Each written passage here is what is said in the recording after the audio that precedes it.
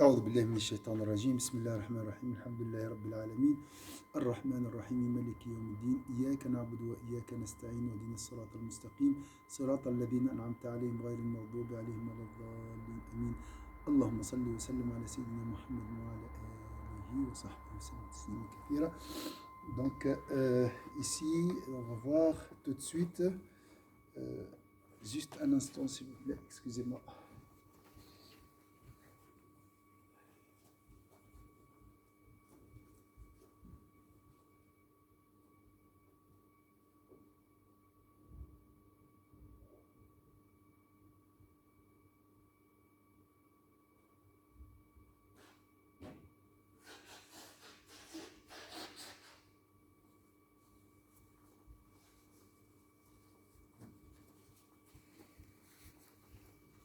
Voilà. Donc, Sayyidina Ibrahim brise les idoles. Il brise les idoles. Bien sûr, il y a des idoles en pierre et des idoles comme l'argent invisible. Et les pires sont les idoles invisibles. L'attachement à l'excès, nourriture, de l'argent, des habits, des plaisirs, tout ça, des passions. Voilà. Dieu nous informe donc que son ami intime, Sayyidina Ibrahim, a désavoué son peuple et, et ce qu'il adorait, méprisant et dépréciant les idoles. Dieu nous informe que son ami intime a désavoué son peuple et ce qu'ils adoraient, méprisant et dépréciant les idoles. Alors, il était tout seul. Imagine, Sayyidina Ibrahim faisait face à un peuple. Que sont ces statuts auxquels vous vous attachez? Donc ici, il veut pousser son peuple au questionnement. Que sont ces statuts auxquels vous vous attachez? Ils lui répondirent, nous avons trouvé nos ancêtres les adorant. C'est quoi le voile ici? Il y a un voile ici, on a vu ça. Ils lui répondirent, nous avons trouvé nos ancêtres les adorant. هنا حجاب ما هو؟ Il y a un voile ici qui empêche les gens de croire. Ils ont dit, nous avons trouvé nos ancêtres les adorant.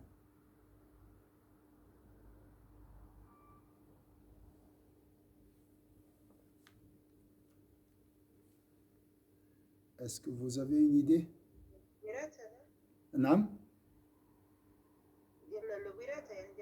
أيوة أيوة يسمى حجاب التقليد. C'est le voile du suivisme, d'accord?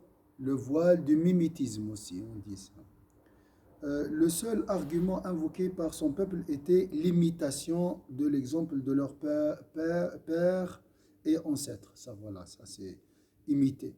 Il leur dit alors, certainement, vous avez été, vous et vos ancêtres, dans un égarement évident.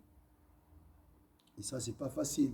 C'est pas facile de provoquer, de déstabiliser la pensée qui règne. Quand il dit à son père et à son peuple, qu'est-ce que vous adorez? Cherchez-vous dans votre égarement des divinités en dehors de Dieu? Que pensez-vous du Seigneur de l'univers? Qatada a dit, c'est-à-dire que pensez-vous qu'il fasse de vous le jour où vous le rencontrerez, alors que vous avez toujours adoré autre que lui. Donc ici, Sayyidina Ibrahim a posé plusieurs questions.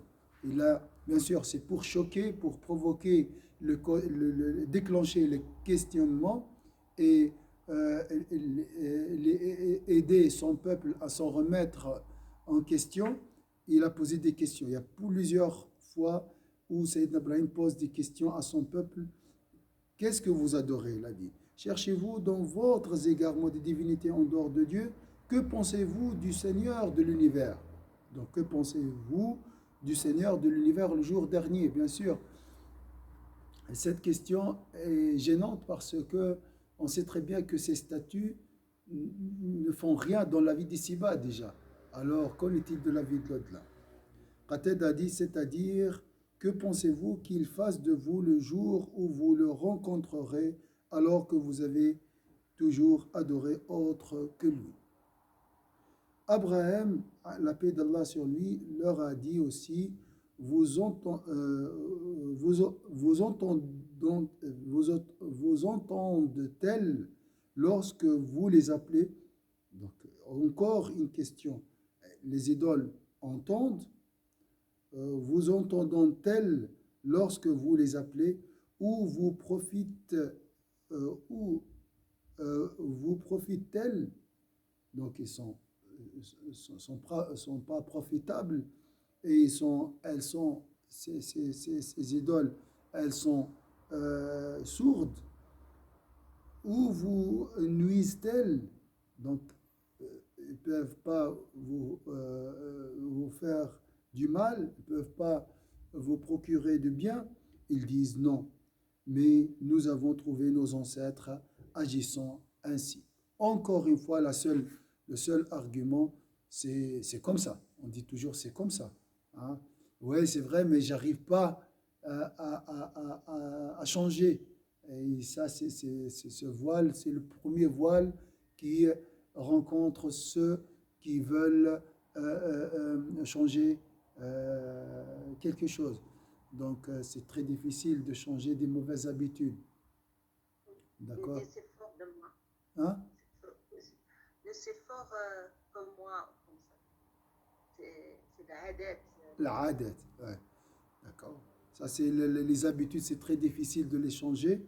Et surtout, c'est vraiment, c'est des coutumes. Ça, c'est vraiment, l'habitude se transforme à des coutumes qui sont liées à un comportement d'un groupe de personnes ou bien d'une communauté. Là, c'est encore très, très, très difficile. Donc, ça, c'est le voile. Et Sayyidina Ibrahim a déchiré et supprimé ce voile de mimétisme. Euh, L'opposé de mimétisme, c'est ar-rushd, c'est l'indépendance, être indépendant, libre. Hein? Le mimétisme, c'est suivre le troupeau, réfléchir comme les autres, se comporter comme les autres par honte et par peur aussi du regard et pour protéger notre image extérieure.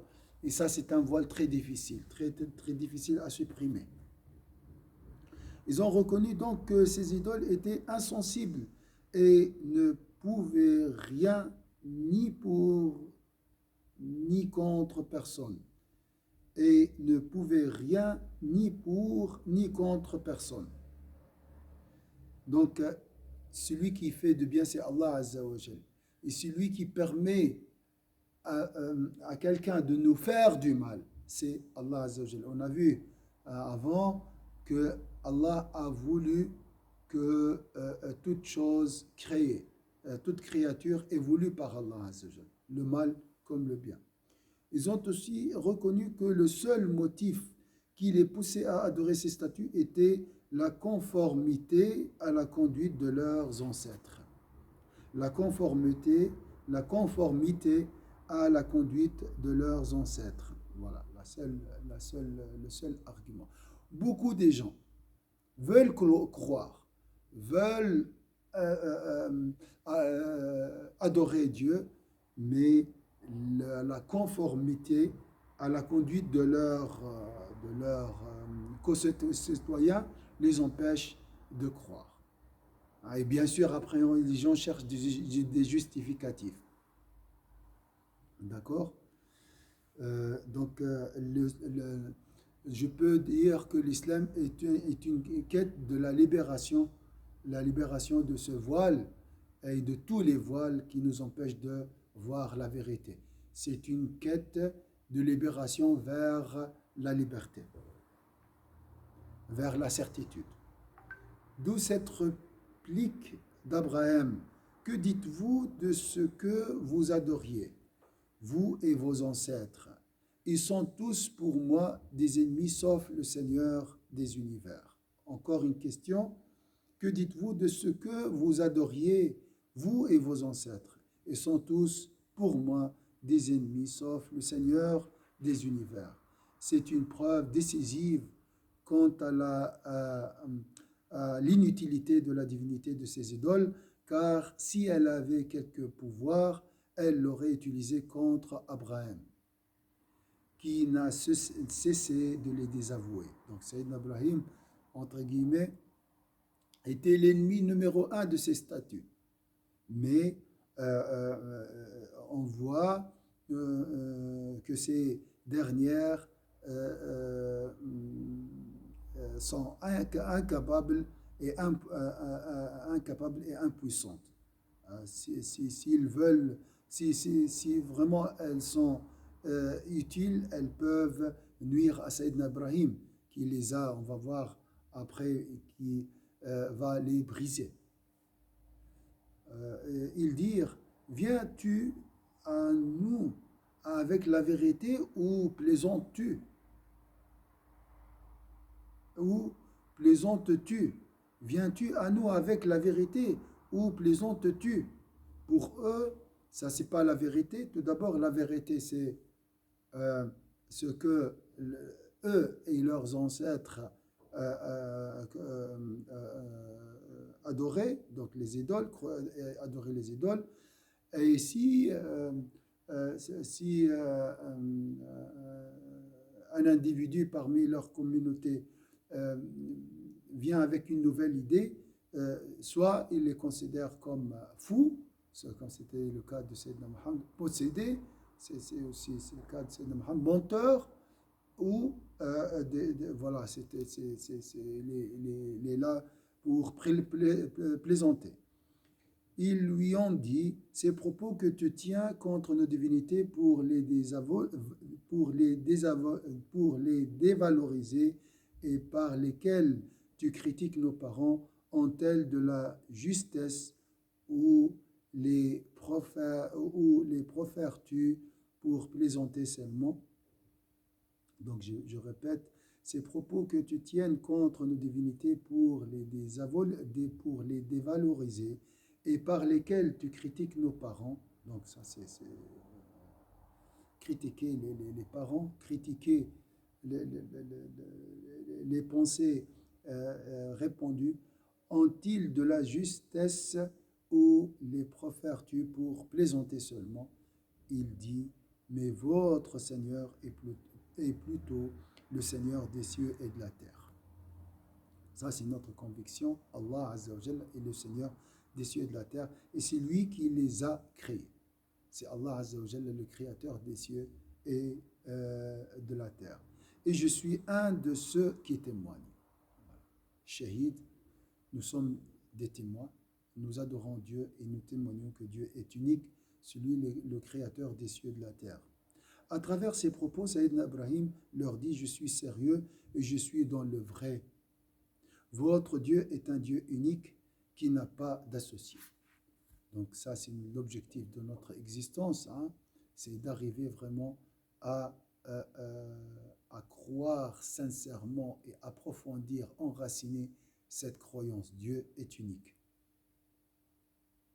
sans associé. Il est votre Seigneur et le Seigneur de toutes choses. Rabbul Alamin, le Seigneur des mondes, d'accord? Il a créé les cieux et la terre, et c'est lui donc qui mérite d'être adoré à l'exclusion de quiconque en dehors de lui. Donc ça, c'est des leçons pour nous. En fait, lui, il parle avec son peuple, mais le Coran a immortalisé cette parole pour nous,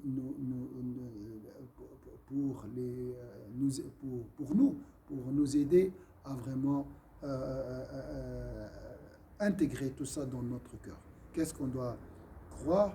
Nous croyons que Dieu est le Seigneur de toutes choses. Toutes choses, ça veut dire quoi? Toute chose autour de nous.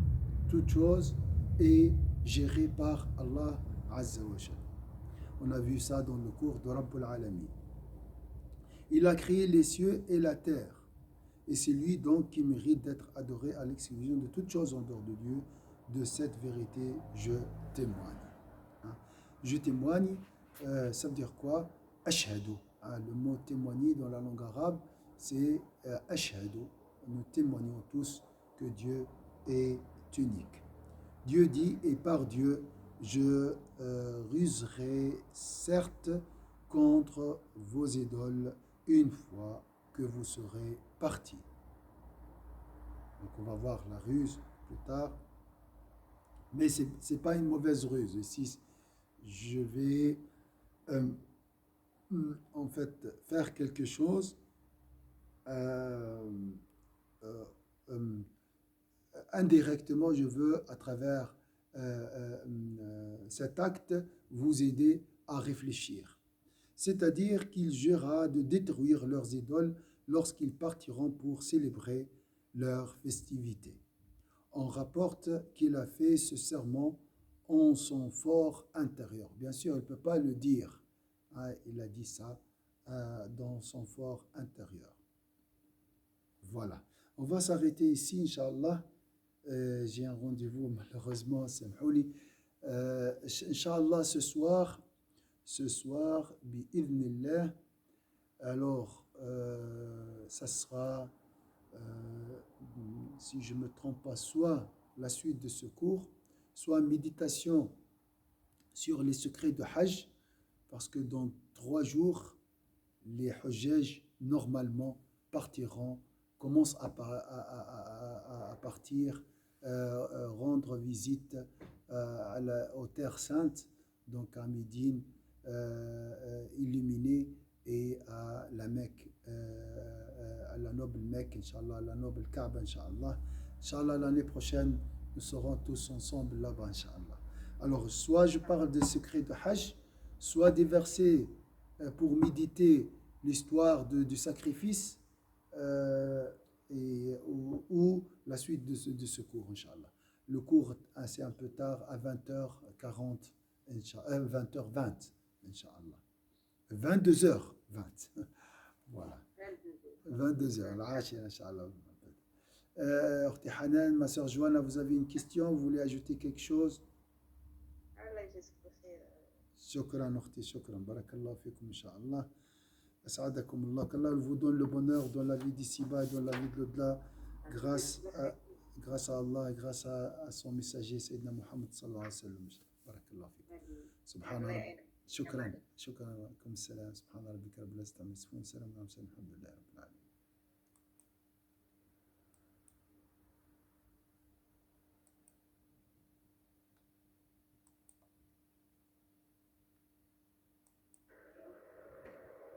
السلام عليكم. ان فيت صارت لي حكايه في الوقت.